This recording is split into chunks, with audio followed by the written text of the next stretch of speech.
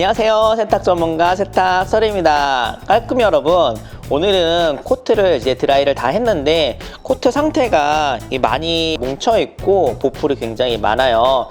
이런 경우 많이 보셨을 거예요. 그래서 이런 경우 어떻게 이제 보풀 제거를 하는지, 결은 어떻게 살리는지 여러분께 좀 보여드리는 시간을 좀 갖도록 할 건데요. 자세한 거는 제가 진행을 하면서 말씀을 드리도록 하겠습니다. 그럼 지금 바로 시작하겠습니다. 보풀 제거와 결을 살리기 위한 다양한 도구들입니다. 오늘은 이 중에서 일부를 사용할 거예요. 코트의 소재는 양모와 캐시미어 혼방이고요. 작업하시기 전에 물을 먼저 좀 뿌려주세요. 어떻게 뿌려주신다? 포그 아시죠? 이 제품은 실리콘 브러쉬예요. 자, 그럼 본격적으로 이 실리콘 브러쉬를 가지고 코트의 때를 벗겨보도록 하겠습니다.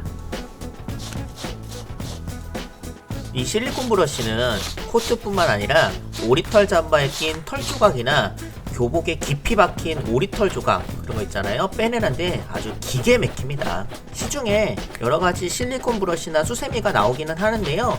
그런 거 쓰셔도 상관은 없는데 이왕 구매하시는 거면 세탁 전문가용 쓰시는 것도 효율성으로 봤을 때 편하고 좋다라고 말씀드리고 싶습니다. 물론 고무장갑이나 애완견 털 고르는 장갑 같은 것도 써봤는데 오래 못 쓰더라고요.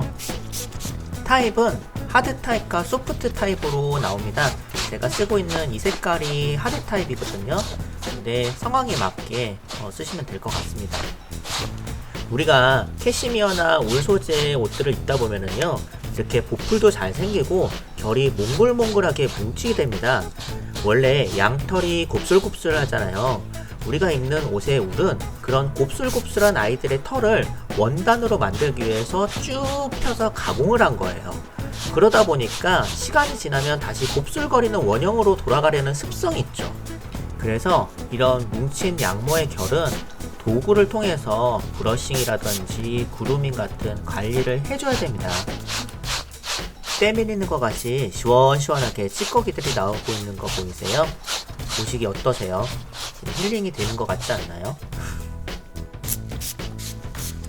이렇게 물을 뿌려주시는 이유는 이렇게 해주셔야지 작업 과정에서 나오는 먼지도 덜 나게 되고요, 정전기도 덜 나기 때문에 작업이 훨씬 수월해요.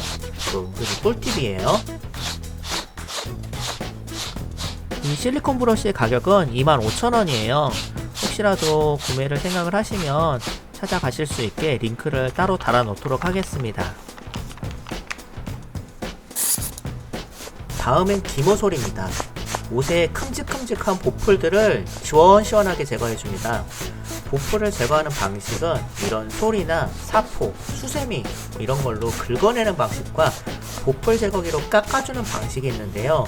어느 게 더 낫다, 꼭 이렇게 해야 된다 라는 게 아니라요, 그때그때 상황에 맞게 선택적으로 활용을 하시는 게 좋을 것 같습니다. 코트 같은 경우에는 보풀 제거기로 깎아내게 되면은 천이 많이 얇아지겠죠. 그래서 저는 개인적으로는 이렇게 긁어내는 방식을 선호하는데요. 유튜브 꿀팁 영상 같은 거 보면은요, 보풀 제거한다고 면도기나 눈썹 제거 칼 이런 걸로 깨작깨작 긁어내고 그러시던데 생각해보세요. 그렇게 긁어내가지고는 이거 하루 종일 해도 다 못하세요. 이거는요. 이렇게 물을 뿌려주시면서 먼저 멧돼지 털이 있는 쪽, 하드한 쪽이거든요. 그쪽으로 강하게 긁어주세요. 이때 중요한 거는 위에서 아래로 옷의 결 방향이 있어요. 한쪽 방향으로만 쓸어주시는 겁니다. 그리고 중간중간에 먼지 테이프로 떨어져 나온 찌꺼기들을 정리를 좀 해주셔야지, 안 그러면은 집이 먼지로 난리가 나요. 오, 이 찌꺼기 보이세요? 다 옷에서 나온 거예요. 자, 이번에는 솔을 뒤집어서 부드러운 일반 돈모로 되어 있는 쪽으로 한 번 더 브러쉬를 해주고 있습니다. 이렇게 해줘야지 조그만한 아이들 실밥이나 오리털 얇은 것들, 솜털 같은 것들이 잘 빠져나오거든요. 보이세요? 안 보이시죠? 이게 솔질이 한 번에 끝나는 게 아니에요. 결코 이게 제가 잘 못해서 그런 게 아니라요, 이렇게 원래 손이 많이 갑니다. 자, 요즘에는 보면은 막 여드름 짜고 막 귀 청소하고 이런 거 보시면서 이상한 쾌감 느끼시는 분들 많이 있으시더라고요. 아직까지 보풀 제거하는 걸로 쾌감을 느끼는 장르는 없는 것 같은데 개인적으로 이게 좀 떴으면 좋겠습니다. 솔로 브러싱이 끝나면 소매 끝이나 엣지 부분을 보풀 제거기로 깎아주세요. 이 부분은 솔로 잘 제거가 안 되는 부분이에요. 사용하실 때 주의하실 부분은 너무 힘을 줘서 누르면 원단이 많이 깎이니까요. 부드럽게 약간 공중에 띄워서 해주시는 그 느낌적인 센스 몇 번 해보시면 감이 옵니다. 참고로 지금은 이거는 더빙을 하고 있는 거예요. 요즘에 나이가 드니까 멀티가 안 되더라고요. 일하면서 말하면서 이렇게 영상 찍고 동시에 좀 힘들어서 여러 가지 좀 시도로 지금 하고 있는데 좀 텐션이 좀 떨어지지만 곧 올라올 겁니다. 조금만 기다려주세요.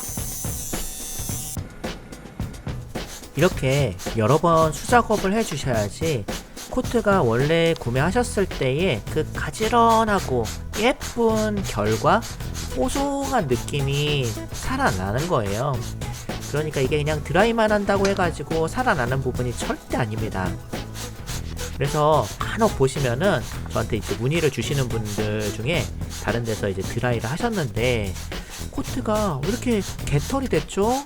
라고 어떻게 하냐고 물어보시는 분들 많이 있으세요.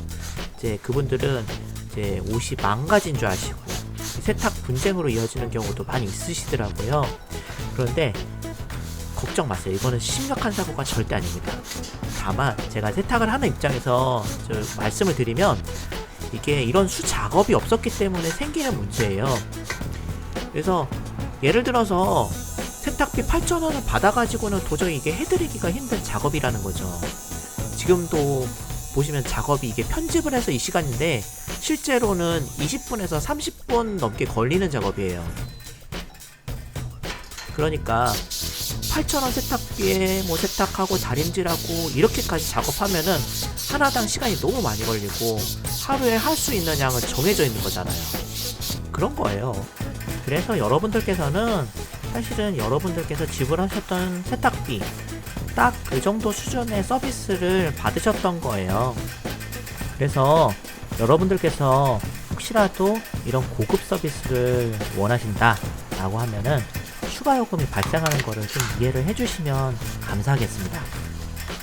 자, 이렇게 우리가 떠드는 사이에 작업이 거의 다 마무리가 되었습니다.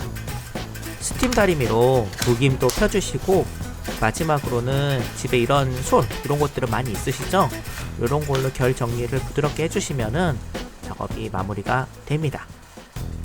자, 어떠세요? 개털된 코트가 다시 살아났습니다.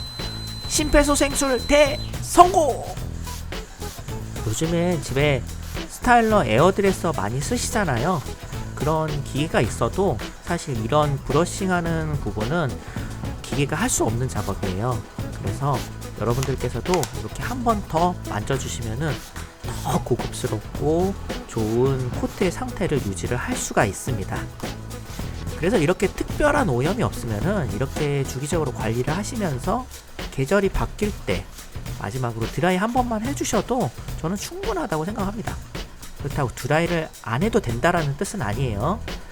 자, 여러분들도 이렇게 한번 도전해보세요. 자, 오늘 영상이 도움이 되시고 유익하셨다면 좋아요, 구독 눌러주시고 알람 설정은 모든 알람 설정 해주시면 너무 감사합니다. 그럼 다음 영상에서 뵐게요. 안녕.